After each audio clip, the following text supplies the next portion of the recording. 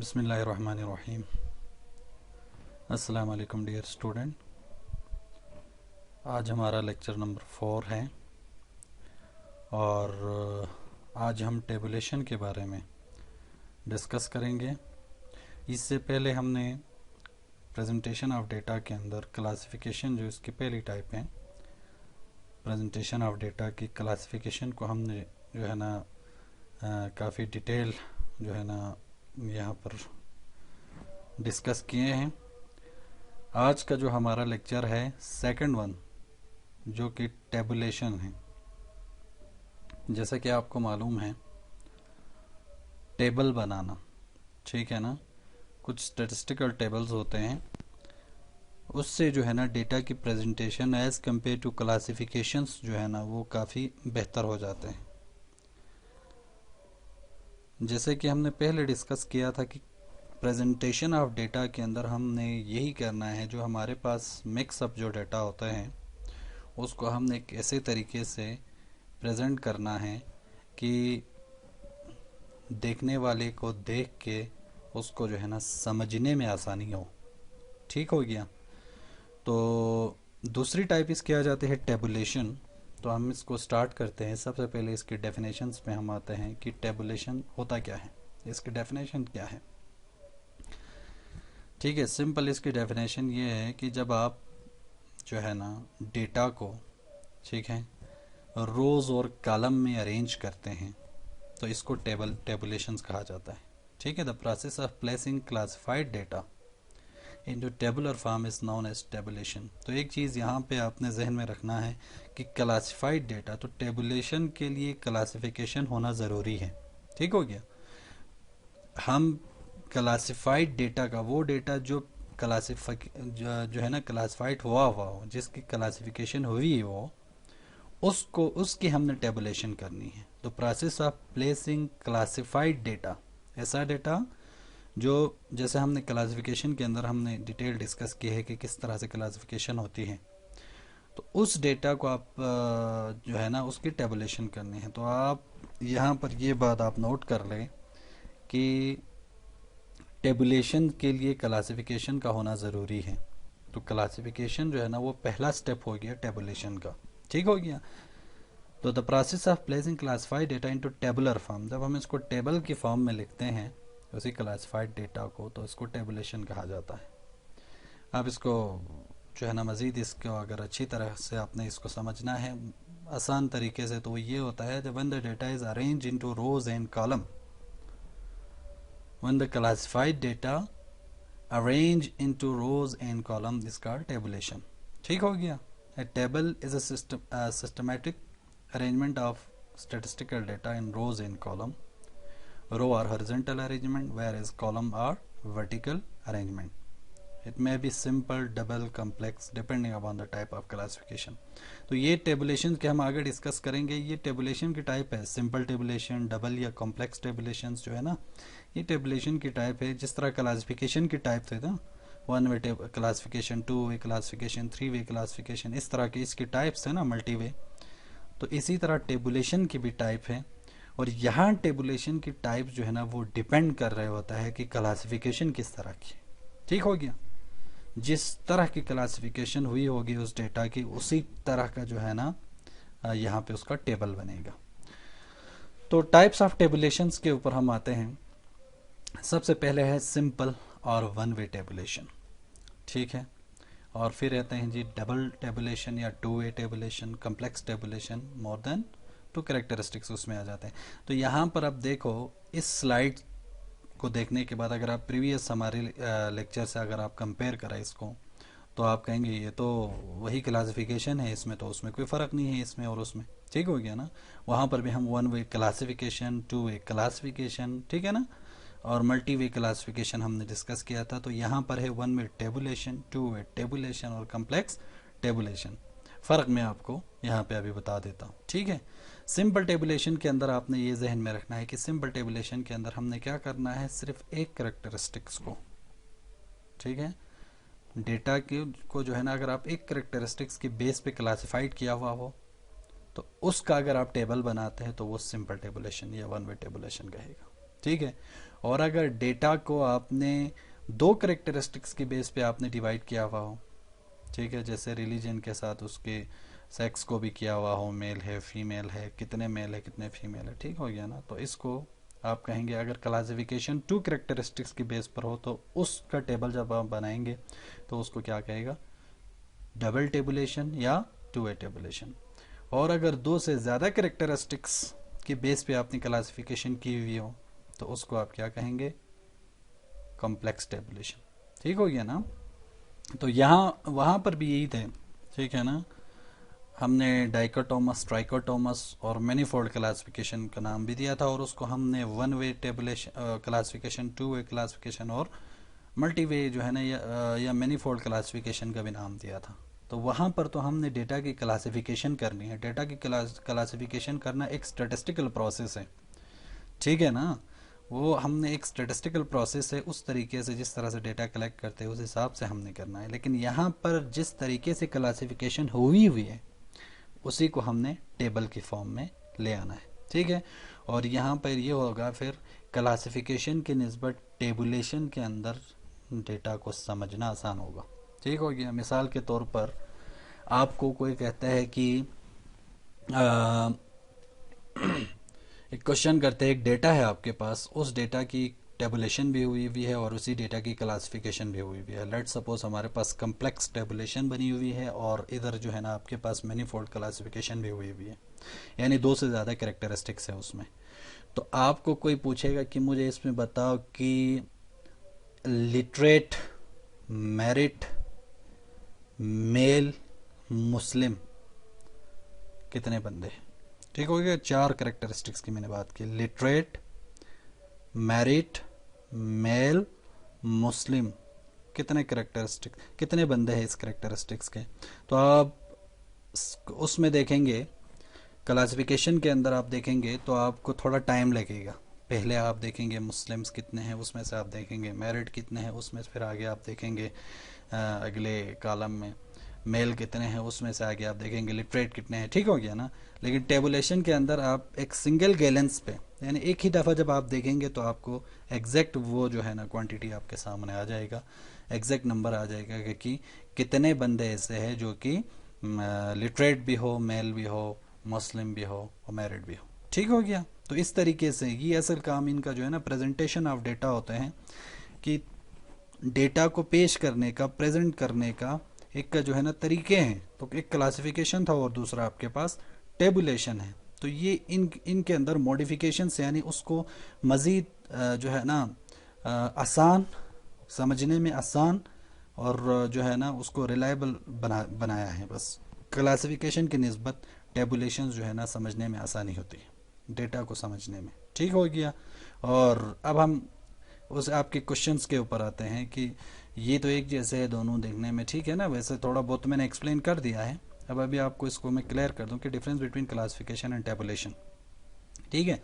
तो देखें जी, इसकी पहली पॉइंट ये है कि first data are classified and then they are presented in table. जैसे पहले हमने कहा था कि टेबुलेशंस के लिए, टेबल बनाने के लिए डेटा का क्लासिफाइड होना ज़रूरी है। तो पहले हम डेटा की क्लासिफिकेशन करते हैं, उसके बाद उसी डेटा की टेबुलेशन करते हैं। अगर क्लासिफिकेशन आपकी सिंगल कैरेक्टरिस्टिक्स पे है, यानी वन वे क्लासिफिकेशन है, ठीक है, तो इधर आपके पास वन वे टेबुलेशन होगा, ठीक हो गया। अगर आपकी क्लासिफिकेशन टू वे टेबुलेशन है, दो कैरेक्टरिस्टिक्स के बेस पे आपने किया हुआ है, तो इधर टेबल आपका डबल बनेगा या टू वे टेबुलेशन बनेगा। और इसी तरह अगर दो से ज़्यादा कैरेक्टरिस्टिक्स के आपने क्लासिफिकेशन की है, ठीक है ना, मैनीफोल्ड क्लासिफिकेशन आपने की हुई है, तो इधर टेबुलेशन भी आपके पास कॉम्प्लेक्स बनेगा, ठीक हो गया। तो इसीलिए first the data are classified and then they are presented in tables. The classification and tabulation in fact goes together, दोनों एक साथ जाते हैं, ठीक है ना। टेबुलेशन के लिए क्लासिफिकेशन का होना ज़रूरी है, so classification is the basis for tabulation, ठीक हो गया। इसके बाद tabulation is a mechanical function of classification because in tabulation classified data are place in rows and column.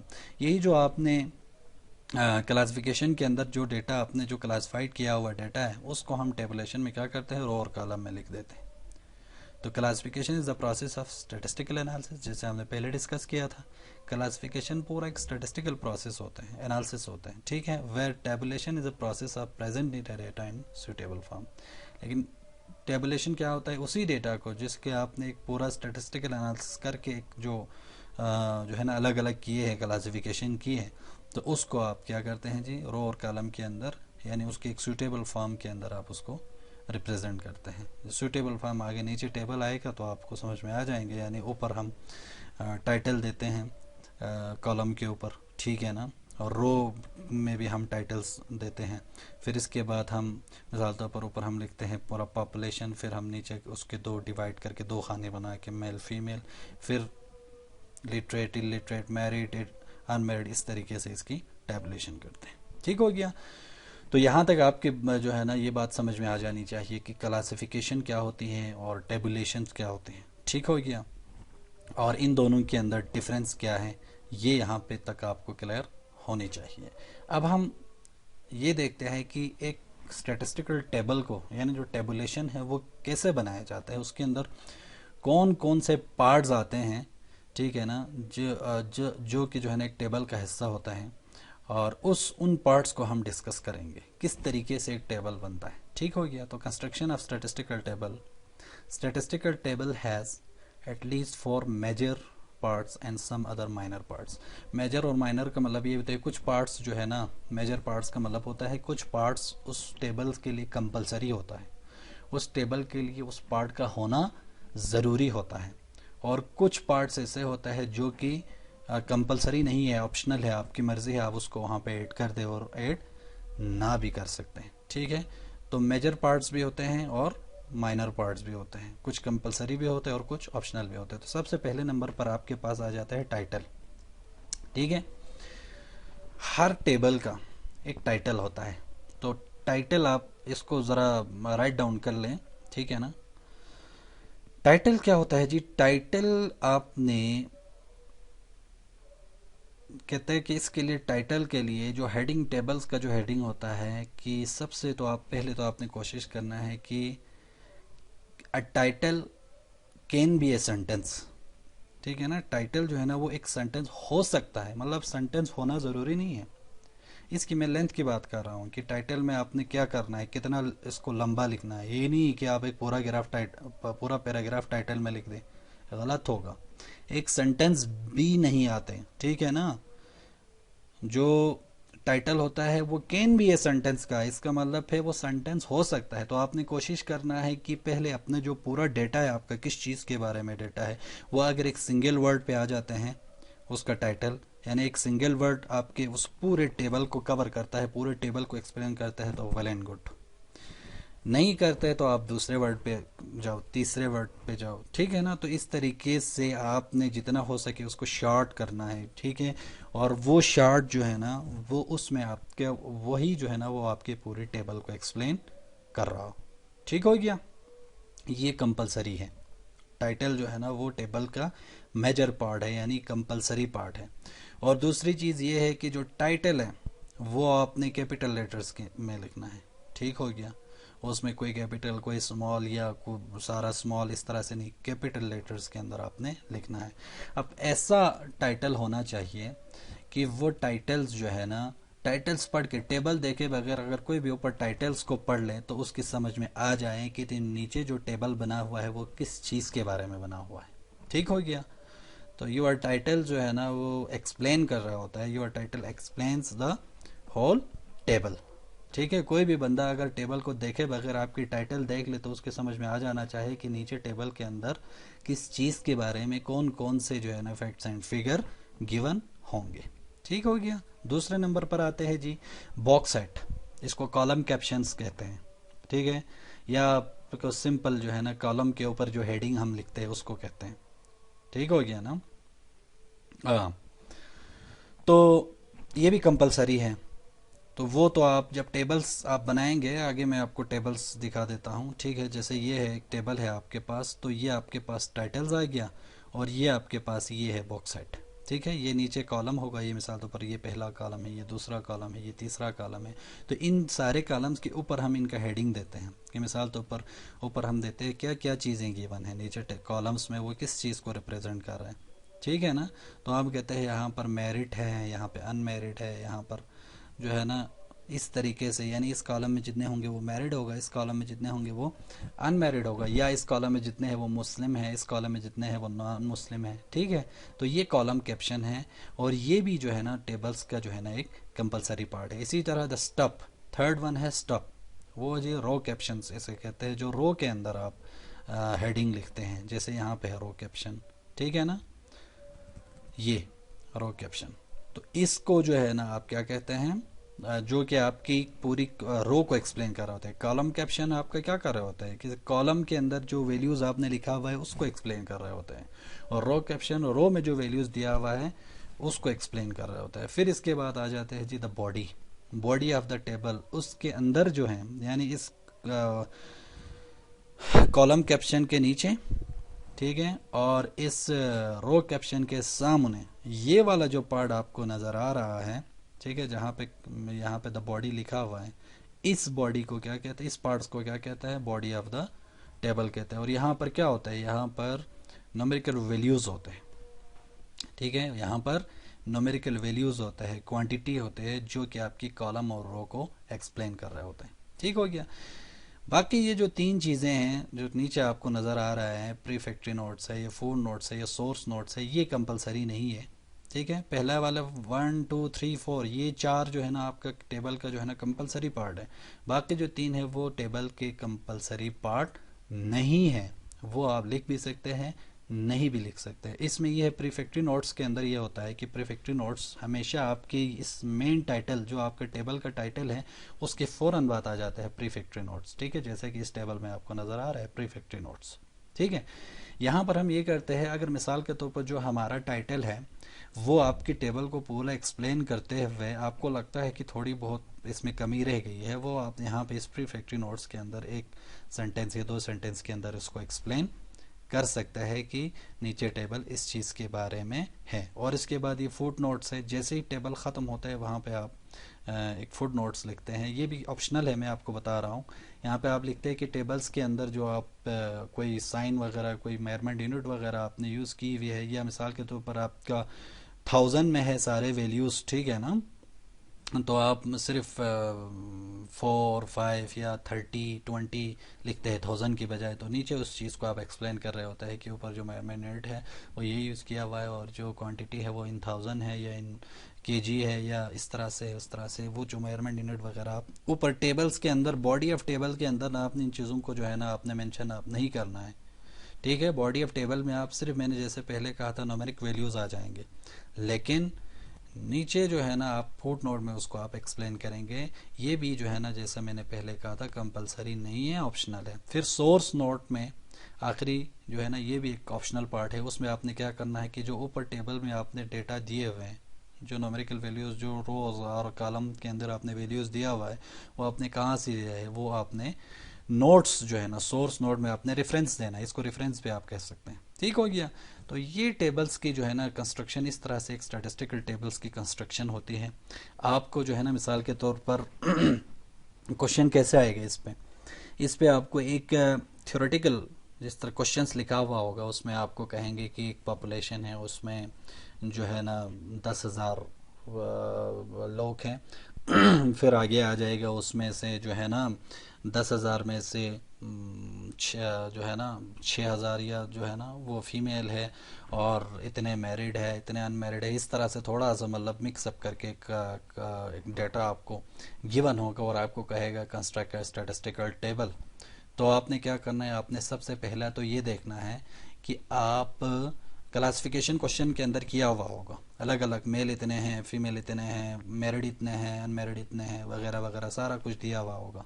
तो आपने सबसे पहला काम ये करना है कि कौन सी क्लासिफिकेशन हुई हुई है, क्या ये जो है ना 1 वे क्लासिफिकेशन है, क्या ये 2 वे क्लासिफिकेशन है, या ये मल्टी वे जो है ना क्लासिफिकेशन है। तो सबसे पहले आपने ये देखना है क्वेश्चंस को समझ के कि किस तरह की जो है ना क्लासिफिकेशन हुई हुई है, उसी हिसाब से आपने उसी तरह का टेबल बनाना है। वन वे है तो आपने वन वे टेबुलेशन करनी है, टू वे क्लासिफिकेशन है तो आपने टू वे, और थ्री वे है तो आपने यानी टू वे दो करेक्टरिस्टिक से ज़्यादा अगर गिवन है तो आपने कम्प्लेक्स टेबुलेशन करनी है। ठीक हो गया, ये तो आपके समझ में आ गया। फिर इसके बाद दूसरा पॉइंट आपने ये करना है कि टाइटल क्या दे दूं।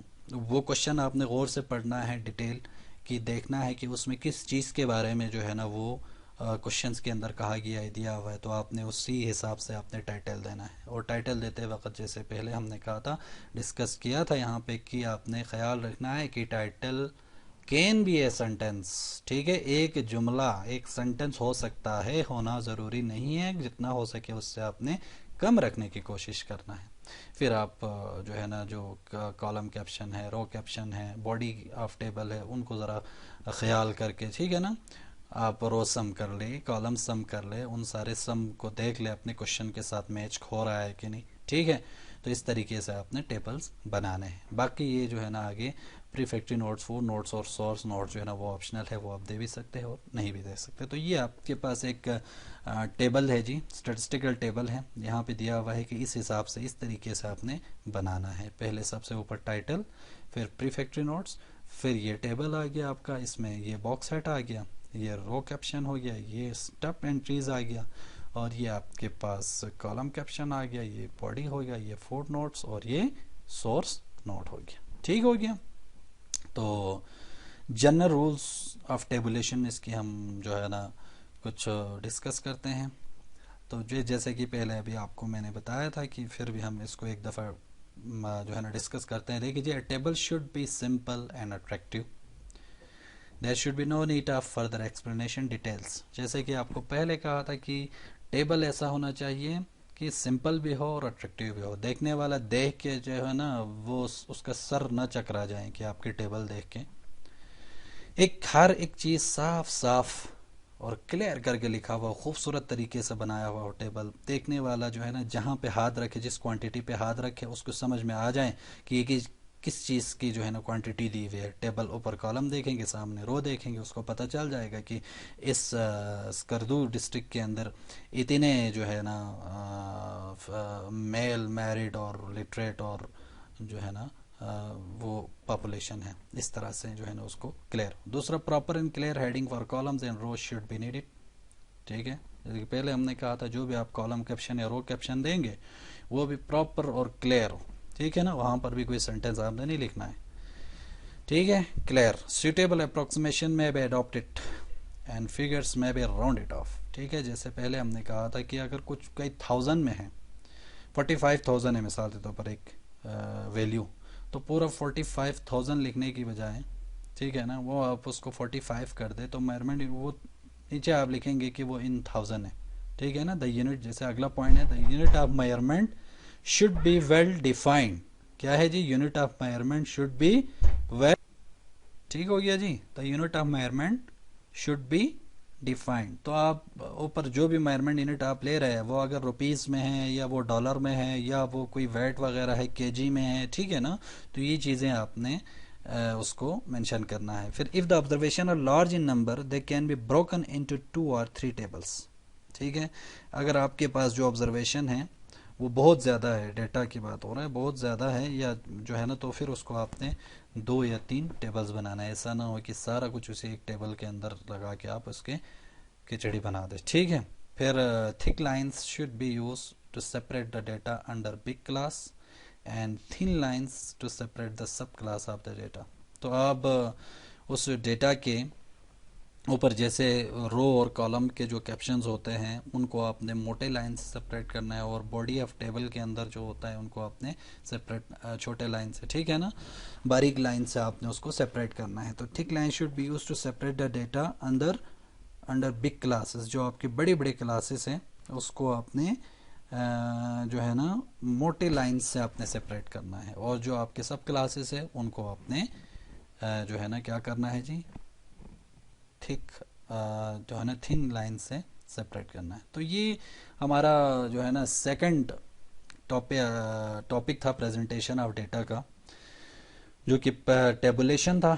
ठीक है, और आप इसको बहुत अच्छी तरीके से अगर आप समझें तो आपको अंदाज़ा होगा कि क्लासिफिकेशन डेटा की प्रेजेंटेशन में पहले आसानी किया। रॉ डेटा जो मिक्सअप डेटा हमारे पास पड़ा था उसको समझने में क्लासिफिकेशन ने हेल्प किया थोड़ी बहुत, एज कंपेयर टू जो रॉ डेटा था, मिक्सअप डेटा था, जैसे हमने कलेक्ट करने के बाद हमारे पास मिल जाता है डेटा, वो समझना मुश्किल था। ठीक है, क्लासिफिकेशन ने वो काम थोड़ा आसान कर दिया। अब पहले की निस्बत, वो रॉ डेटा की निस्बत क्लासिफिकेशन में ज़्यादा समझ में आ जाएंगे, क्लियर हो जाएगा चीज़। फिर जब आप टेबुलेशन करेंगे तो और मज़ीद उसकी अच्छी प्रेजेंटेशन हो जाएंगे, और ज़्यादा आपको जो है ना वो सिंपल हो जाएगा, अट्रैक्टिव हो जाएंगे, और वो आपको समझने में मज़ीद आसानी होगी। फिर अगला इंशाल्लाह नेक्स्ट हमारा लेक्चर ग्राफ का है। जब आप उसके डायग्राम्स और ग्राफ वगैरह बनाते हैं तो फिर एक उसके लिए फिर पढ़ा लिखा होना भी ज़रूरी नहीं है उसके समझने के लिए, एक लेमैन भी जो है ना उसको फिर इजीली समझ सकेंगे। तो वो इंशाल्लाह हम नेक्स्ट लेक्चर में डिस्कस करेंगे। तो डियर स्टूडेंट, मुझे उम्मीद है आप लोगों की समझ में आ गए होंगे। अगर फिर भी कोई प्रॉब्लम है तो आप मुझे पूछ सकते हैं। ठीक है, थैंक यू वेरी मच।